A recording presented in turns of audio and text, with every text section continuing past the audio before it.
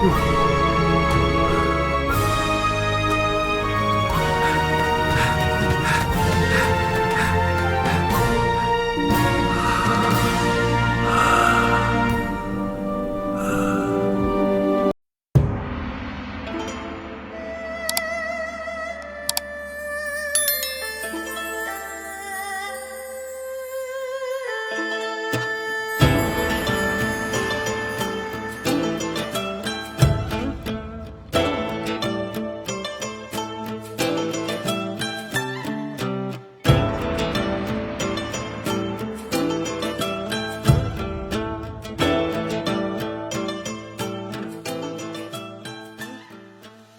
្នុងសម័យបុរាណចិនគឺជាសម័យកាលដ៏កាចសាហាវដែលសម្បូរទៅដោយមនុស្សដែលហ៊ានលបចាក់អ្នកនឹងកំបិតពេលអ្នកដេកលក់ដើម្បីដណ្ដើមបុណ្យស័ក្តិ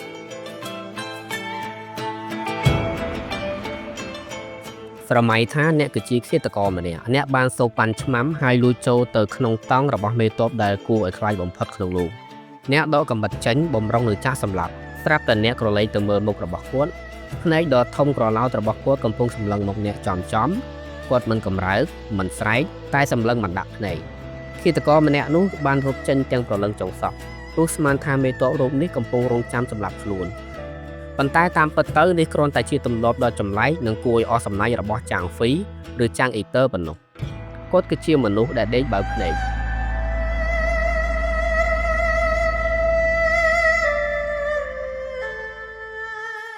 មនុស្សមួយចំនួនយល់ច្រឡំថាចាងហ្វីរស់នៅក្នុងសម័យសង្គ្រាមរវាងនគរឈូនិងនគរហានប៉ុន្តែតាមពិតទៅគាត់រស់នៅក្នុងសម័យកាលសានកុកដែលកើតឡើងរាប់រយឆ្នាំក្រោយសម័យឈូហានទៅទៀត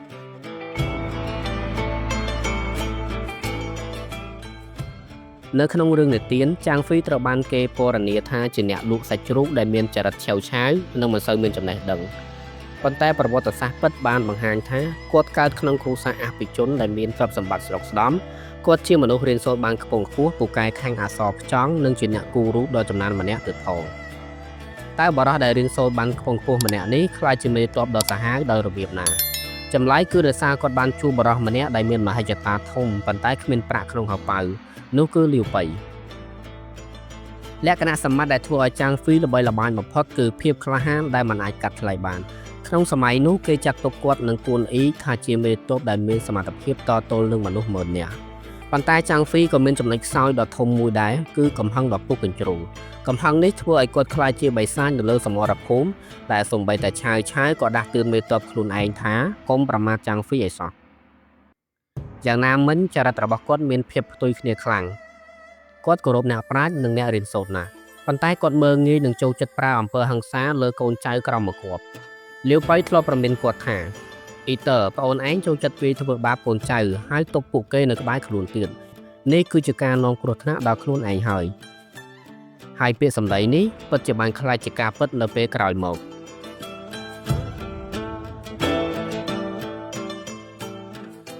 ឆ្នាំ208នៃគ្រិស្តសករាជគឺជាឆ្នាំដែលពិភពលោកបានស្គាល់ពីអំណាចពិតរបស់ចាងហ្វី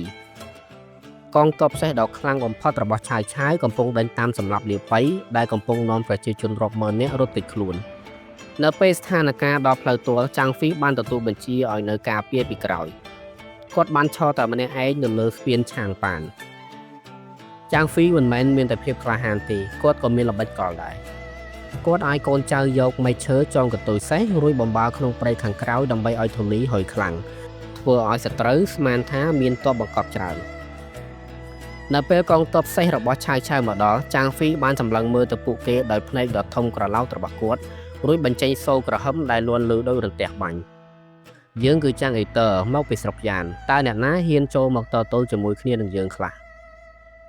សូរស្រែកនោះខ្លាំងដល់ថ្នាក់ធ្វើឲ្យមេទ័ពរបស់ឆាវធ្លាក់ទៅលើក្នុងសេះស្លាប់ដោយសារភ័យពេកកងទ័ពរាប់ម៉ឺននាក់របស់ឆាវមិនហ៊ានឆ្លងស្ពានសូម្បីតែម្នាក់មនុស្សម្នាក់បញ្ឈប់ទ័ព10000នាក់នេះគឺជាជ័យជំនះផ្នែកចិត្តសាស្ត្រដ៏អស្ចារ្យបំផុតក្នុងប្រវត្តិសាស្ត្រចិន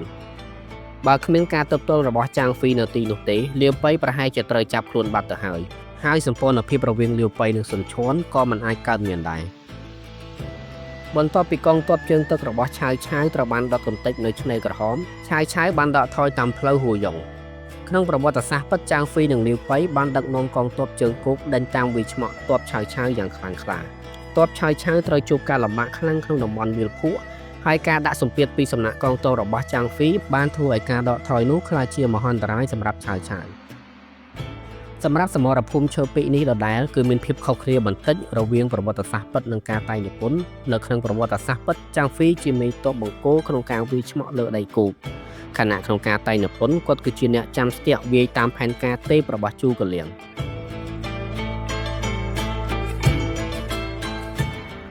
នៅមានមួយចំណុចទៀតនោះគឺការសហការគ្នាបើតាមប្រវត្តិសាស្ត្រពិតចាងហ្វីបានធ្វើការផ្ទាល់ជាមួយចៅអ៊ីដែលជាមេទ័ពរបស់តុងអ៊ូផ្ទុយពីក្នុងការប្រឌិតភាគច្រើនគឺគាត់ធ្វើសកម្មភាពដាច់ដោយឡែកជាមួយបងប្អូនរបស់គាត់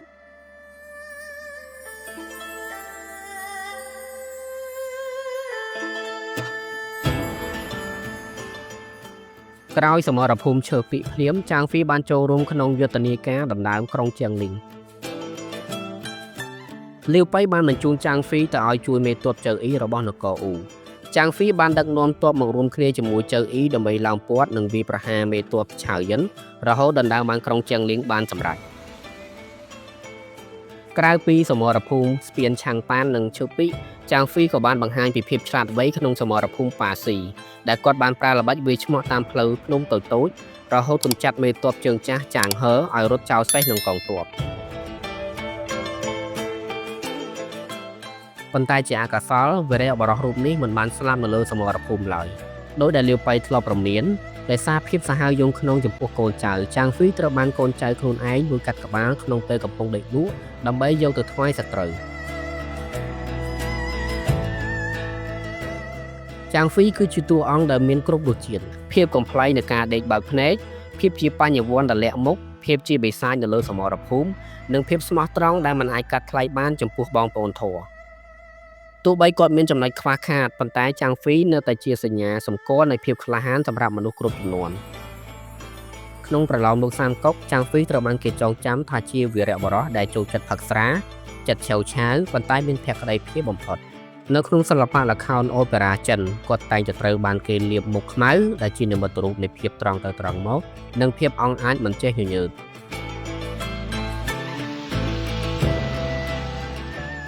នៅឆ្នាំ221ក្នុងពេលដែលកំពុងត្រៀមទ័ពទៅសងសឹកឲ្យកូនអ៊ីចាងហ្វីត្រូវបានកូនចៅរបស់ខ្លួនគឺហ្វានឈៀងនិងចាងតាលបធ្វើឃាតពេលកំពុងសម្រាករួចកាត់ក្បាលរបស់គាត់យកទៅថ្វាយនគរអ៊ូខាងកើត